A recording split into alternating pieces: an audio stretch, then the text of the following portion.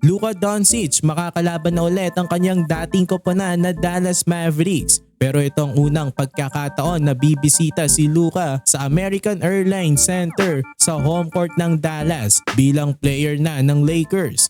In-acknowledge ni Luka na isang emotional return daw ito. Ano kaya ang magiging reaksyon ng mga Mavs fans sa unang beses na pagbabalik ni Luka sa Dallas?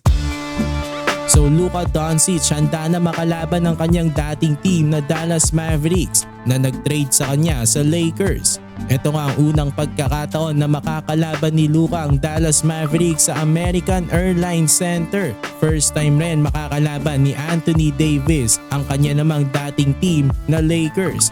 First meeting rin nila ito ng kanyang dating partner na si LeBron James. So exciting ang laban na ito at sobrang crucial rin. Ang Lakers ang third seed ngayon ng West pero hindi pa sila sigurado sa spot na yan dahil marami pa silang kadikit sa standings. Ang Mavs naman ang 10th seed pero 5-2 ang record nila kapag naglalaro si Anthony Davis. Kahit anong mangyari mananatiling play-in na ang Mavericks. 9th spot na lang ang target nila para may home court advantage sa unang game ng play-in tournament. Ang Lakers naman sinusubukan makaiwas sa play-in. Gusto nila na diretso na agad sila sa playoffs. Kaya hindi lang ito emotional game, asahang bakbakan rin talaga. Dahil kailangan ng pareho manalo. Ang Lakers isang panalo na lang papasok na sila sa playoffs. 2 panalo naman para ma-secured ang third spot. Ang Mavs naman kailangan nila higitan ng Kings sa record para makuha ang 9th spot. Pinaghahandaan rin talaga ng Lakers ang game na ito. Sabi nga ni Luka, excited na daw siya makalaban ng kanyang dating team sa mismong bahay nito. Paniguradong gigil makabawi ito si Luka kasi na-eject siya sa kanilang last game kontra sa OKC. Sobrang importante rin ang game nila bukas kontra sa Dallas. Isang panalo na nga lang siguradong playoffs na sila.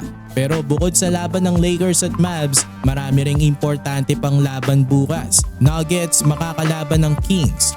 Nasa 4-game losing streak na ang Nuggets. Matalo sila dito, babagsak na sila sa play-in. Tapos Rockets versus Clippers. 4th seed na nga ang Clippers, pwede pang umangat kapag nagpatuloy ang kanilang panalo. Sa Rockets naman, no bearing na ang game na ito kasi kandado naman na sa kanila ang 2nd seed kahit pa matalo sila sa kanilang last 3 games. Warriors naman kontra sa Spurs. 2nd game of the back-to-back para sa kanila. Posibleng marami na namang magbago sa standings ng West bukas. So for more NBA content, i-like nyo na ang ating video at mag-subscribe na rin sa JB Buckets.